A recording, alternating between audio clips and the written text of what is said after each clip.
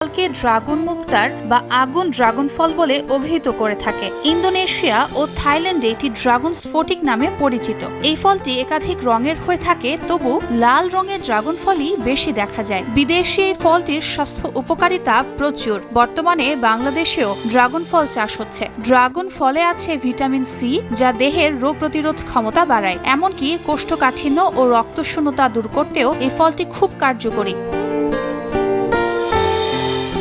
Dragon ফলে আছে প্রচুর পরিমাণে অ্যান্টিঅক্সিডেন্ট, যা দেহের কোষের ক্ষতি থেকে হওয়া রোগের বিরুদ্ধে লড়াই করে। এক গবেষণায় দেখা গেছে উচ্চমাত্রার অ্যান্টিঅক্সিডেন্ট সমৃদ্ধ খাবার হৃদরোগ, ক্যান্সার, ডায়াবেটিস, এমনকি আর্থ্রাইটিসের মতো রোগ প্রতিরোধ করতে সহায়ক। ফলটিতে আছে প্রচুর পরিমাণে ফাইবার এবং এটি পিচ্ছিল জাতীয় হওয়ায় দ্রুত হজমও হয়। ড্রাগন ফলের মধ্যে প্রিবায়োটিক থাকার কারণে দেহের পচনতন্ত্র ভালো রাখতে সাহায্য করে ও ডায়রিয়ার সংক্রমণের ঝুঁকি কমায়।